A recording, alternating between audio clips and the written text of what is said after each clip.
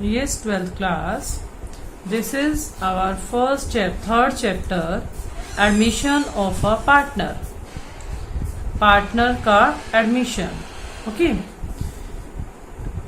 Sometimes a new partner is needed into business due to some reasons, like when more capital required in the business for expansion of the business, when a competent and experienced person is needed for the efficient running of business, to increase the goodwill and reputation of the business by taking a reputed and renowned person into the partnership, to encourage a capable employee by taking him into partnership. These are the some reasons for admit a new partner. Yes students, हम किसी new partner को form में admission जो दिलवाते हैं, admission करते हैं किसी new partner का, इन रीजंस की वजह से हम न्यू पार्टनर को अपने फर्म में एडमिट करते हैं. Okay, and admission of partner is one of the mode of reconstitution of a partnership firm under which existing agreement comes to an end. क्योंकि जो पहले से आपका एग्रीमेंट बना होगा वो आपका खत्म हो जाएगा and new one comes into existence.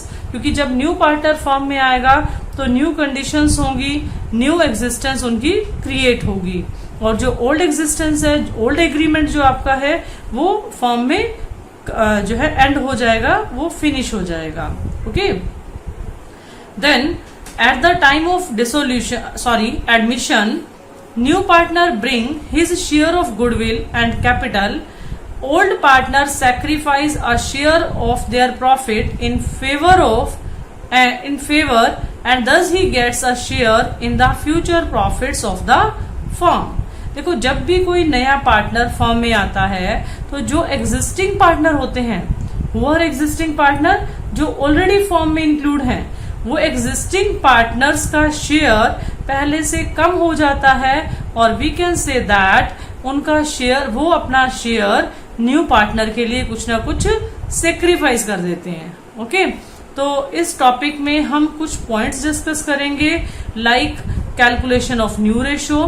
Because जब आपके पास न्यू पार्टनर फर्म में एडमिट होता है तो उसको आप एडजस्ट करते हैं फर्म में, जो एग्जिस्टिंग पार्टनर होते हैं उनके शेयर्स कुछ कम हो जाते हैं, वो सेक्रीफाइस करते हैं. Then we have to find the new ratio of the all partners. Treatment of goodwill, treatment for revaluation of assets liability, treatment of reserve and accumulated profits, then adjustment of capital on the basis of new profit sharing ratio. These points are discussed in this chapter. Now first point, that is calculation of new profit sharing ratio. There are some cases for calculating new ratio. Here first case is when only the ratio of new partner is given in the question. देखो, new partner कोई firm में admit हो रहा है, उसका ratio आपके पास given है. Then the absence of any other agreement, और कोई भी एग्रीमेंट की सिचुएशन आपके पास नहीं है. It is presumed that old partners will continue to share the remaining profit in the same ratio. I repeat, then जो आपके रिमेनिंग पार्टनर्स होंगे, ओल्ड पार्टनर्स होंगे, वो अपने शेयर को कैसे कंटिन्यू करेंगे? रिमेनिंग प्रॉफिट को, जो रिमेनिंग बच जाएगा न्यू पार्टनर को देने के बाद, उसको सेम रेशियो में अपने जो है डिवाइड करेंगे, which they were sharing before the admission of a new partner. Like here we take some examples for this. Like first point, that is A, B and C, there are 3 partners. I repeat, A, B, C, there are 3 partners and their ratio is 3/6, 2/6 and 1/6. D was admitted as a new partner in the firm with 1/6 share. Calculate new ratio. Okay, हमें क्या find out करना है? New ratio find out करना है. तो हम कैसे करेंगे? देखिए स्टूडेंट्स, अब देखो यहां पर ये गिवन है कि जो न्यू आपका पार्टनर है वो 1/6 शेयर के लिए फॉर्म में एंटर कर रहा है. और जो आपके ओल्ड पार्टनर्स हैं means ABC, that's called existing partner, इनका शेयर आपका क्या है 3:1। तो इसके अलावा कोई भी सिचुएशन क्वेश्चन में गिवन नहीं है, ठीक है, सिर्फ ये दे रखा है कि न्यू पार्टनर फॉर्म में कितने के लिए आ रहा है। तो हम न्यू रेशियो को कैसे फाइंड आउट करेंगे, देखो हमारे पास फॉर्म का टोटल शेयर कितना होता है, total firms share that is equal to 1, okay, always be 1। Firm का जो टोटल शेयर होता है वो कितना होता है 1, and D's share confirm that is 1/6, जितने के लिए वो फॉर्म में आया है, okay. Then remaining share that is total share में से आप डी का शेयर लेस कर देंगे, then 6 LCM, 6 - 1 that is 5/6, 5/6 that is remaining share, okay. इस रिमेनिंग शेयर में, क्योंकि अभी हमने जैसे डिस्कस किया थ्योरी में कि जो आपका न्यू पार्टनर को शेयर देने के बाद बच जाएगा share, that's called remaining share, उसे हम ओल्ड पार्टनर्स में जो उनका ओल्ड रेशियो है न्यू पार्टनर के आने से पहले, दैट इज 3:2:1, इसमें डिवाइड करेंगे। तो न्यू रेशियो ए का कितना हो जाएगा, ए का शेयर क्या हो जाएगा, remaining share into A's share that is 3/6, 15/36। Now B's share that is remaining into 2/6, remaining आप सभी को मल्टीप्लाई करते जाएंगे, okay, that is 10/36। C's share remaining into 1/6 that is 5/36, and D's share confirm that is 1/6, okay. इसको हम remaining से multiply नहीं करेंगे बिकॉज टोटल शेयर में डी को 1/6 शेयर देने के बाद जो रिमेनिंग शेयर था, ये शेयर किसके लिए था, ए, बी एंड सी के लिए, इसमें डी का कोई भी शेयर नहीं है, ओके। नाउ आप देख रहे हैं कि ए का शेयर में बेस 36 है, बी में 36 है, सी में 36 है, तो इसको भी हम जो बेस है इक्वल करने के लिए क्या करेंगे, 6 से मल्टीप्लाई एंड 6 से डिवाइड, ओके, देन ये हो जाएगा 6/36।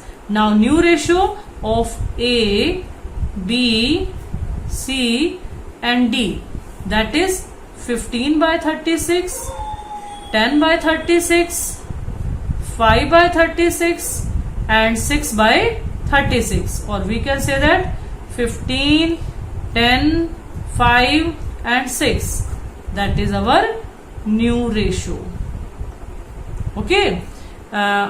अगर स्टूडेंट्स आप इसको वेरीफाई करना चाहें तो वो भी कर सकते हैं कि जो आपके ओल्ड पार्टनर्स थे, कौन थे हमारे, एबीसी का ओल्ड रेशियो कितना था 3:2:1, इनका न्यू रेशियो भी अगर आप ध्यान से देखें 15, 10 और 5 दैट इज 3:2:1, यही रेशियो आता है। अगर ऐसी सिचुएशन है तो ओल्ड पार्टनर्स का ओल्ड रेशियो, ओल्ड पार्टनर्स का न्यू रेशियो सेम होगा, और इस मीन्स टू से आपकी जो कैलकुलेशंस है ये भी सभी ओके हैं, okay students. Now second point that is sometimes the new partner purchase his share of profit from the old partners equally।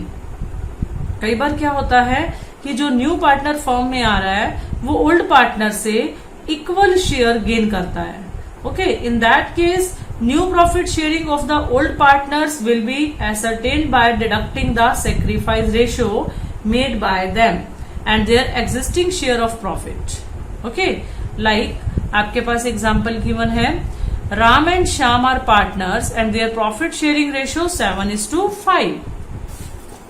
Yes, Ram and Shyam are partners, their ratio 7/12 and 5/12, okay. They admit Gopi into partnership for 1/6 share which he acquires, he means Gopi, okay, which he acquires equally from Ram and Shyam, equally from Ram and Shyam. It means 1:1. Okay. Then calculate new ratio of the partners. Okay. Let's start. देखो, अब हमने previous question में अगर हम देखें तो हमें ये सिचुएशन गिवन नहीं थी। यहां तक की सिचुएशन गिवन थी कि ओल्ड पार्टनर्स का रेशो दे रखा था, न्यू पार्टनर कितने के लिए फॉर्म में आता है ऐसा गिवन था। इस सिचुएशन का कुछ भी इंफॉर्मेशन आपके पास फर्स्ट क्वेश्चन में नहीं था, बट यहां पर एक एडिशनल पॉइंट ऐड हुआ है क्या कि गोपी जो न्यू पार्टनर फॉर्म में आ रहा है 1/6 के लिए, वो आपका रिमेनिंग पार्टनर से इक्वल लेता है। इक्वल मीन्स 1:1 और वी कैन से दैट 1/2 और 1/2। ओके, देन हम कैसे न्यू रेशियो फाइंड आउट करेंगे? आप लिखेंगे गोपी टेक्स फ्रॉम राम। कितना लेता है? इक्वल। किसका इक्वल? अपने शेयर का, that is 1/6 into 1/2, 1/6 into 1/2, 1/12. Okay, then Gopi takes from Shyam. Shyam से कितना लेता है? अपने शेयर का, that is 1/6, 1/2, it means 1/12. Okay, अगर आप यहाँ वेरीफाई करना चाहें तो आप इसको ऐड करके देख सकते हैं कि सी का शेयर, गोपी का शेयर इतना ही आता है 1/12 प्लस 1/12, दैट इज 2/12 और 2/12 मीन्स 1/6. इट मीन्स ये कैलकुलेशन आपकी ओके है. ओके, नाउ आपको जो है न्यू रेशियो फाइंड आउट करना है. ओके, न्यू रेशियो निकालेंगे कैसे हम? राम शेयर, राम का शेयर कैसे निकालेंगे? 7/12, दिस वन. ओके, इसमें से जो राम ने गोपी को दे दिया वो माइनस कर दो. कितना दिया उसने? 1/12. ठीक है, तो रिमेनिंग 12 एलसीएम आएगा, 7 - 1, रिमेनिंग क्या आ जाएगा? 6/12 for Ram. Same procedure with Shyam share, that is Shyam share 5/12 minus 1/12 जो कि उसने गोपी को दे दिया, then 5 - 1 4/12 of Shyam share, then Gopi's share that is 1/12 plus 1/12 that is 2/12. Now base will equal 2/12. आपके पास दोनों को ऐड करके 2/12 मीन्स 1/6 ही होता है जितने के लिए गोपी फॉर्म में एंटर किया है. ओके, नाउ तीनों की बेस इक्वल है 12, तो आप न्यू रेशियो फाइंड आउट कर सकते हैं. 6:4:2 Ram, Shyam and Gopi. Okay, और वी कैन से दैट 6, 4, 2 और 3, 2 and 1 that is new ratio. Okay, अब आपके पास अगर आप मैच करते हैं राम और श्याम का ओल्ड रेशियो और न्यू रेशियो, तो इस केस में मैच नहीं होगा. ओके, फर्स्ट केस जो हमने किया था उसमें ओल्ड पार्टनर का ओल्ड रेशियो और न्यू रेशियो सेम था, बट यहाँ सिचुएशन थोड़ी चेंज है, तो आपके पास ओल्ड पार्टनर्स का ओल्ड रेशियो और न्यू रेशियो सेम नहीं होगा. Okay students? Yes students, next point is sometimes the new partner purchase his share from the old partners in a particular ratio. कई बार क्या होता है, जो न्यू पार्टनर फॉर्म में एंटर करता है वो ओल्ड पार्टनर से एक पर्टिकुलर रेशियो में अपना शेयर लेता है. In that case, new profit share ratio of the old partners will be calculated after deducting the sacrifice made by a partner from his existing share of profit. Okay, let's take an example like A and B are partners and their ratio 7:3. C was admitted for 3/7 share in the profits which he took from A 2/7 and from B 1/7. Calculate new ratio. Okay, अब देखो यहां पर क्या है, ए और B से कितना लेता है वो आपके पास एक स्पेसिफिक रेशियो गिवन है। आप एक बार इन दोनों को ऐड करके देख लेना, जो ए और बी से लेता है वो सी के शेयर के इक्वल आ रहा है। लाइक 2/7 प्लस 1/7 अगर मैं ऐड करूं तो कितना किसके इक्वल होगा, दैट इज इक्वल टू 3/7। और सी कितने के लिए फॉर्म में एंटर कर रहा है, 3/7। ओके, तो अब हमें किसी को कैलकुलेट करने की जरूरत नहीं है, डायरेक्ट इसको इम्प्लीमेंट कर सकते हैं। लाइक ए इसका मतलब अपने शेयर में से 2/7 दे रहा है, ओके, बी अपने शेयर में से 1/7 दे रहा है। तो आप क्या करेंगे, एज शेयर जब कैलकुलेट करेंगे तो ए के शेयर में से 7:3 का मतलब 7/10 एंड 3/10। तो ए का शेयर दैट इज 7/10, इसमें से जो इसने दे दिया 2/7 सी को वो माइनस कर देंगे। ओके, देन एलसीएम आपने लिया 70, 49 माइनस 20 दैट इज 29/70। इसी तरह से आप बी का शेयर निकालेंगे। ओके, बी का शेयर कितना है आपका 3/10, कितना इसने दे दिया 1/7। Again LCM 70, 21 minus 10 that is 11/70। Now C's share 2/7 इसको मिला ए से और 1/7 मिला बी से, और we can say that is 3/7 जितने के लिए फॉर्म में आया था। ओके, अब तीनों का बेस इक्वल नहीं है ना, ए बी एंड सी का, तो इसको इक्वल करने के लिए हम क्या करेंगे 10/10 means 30/70। Now base are equal. Okay, and new ratio will be 29, 11, 30 that is new ratio of A B and C.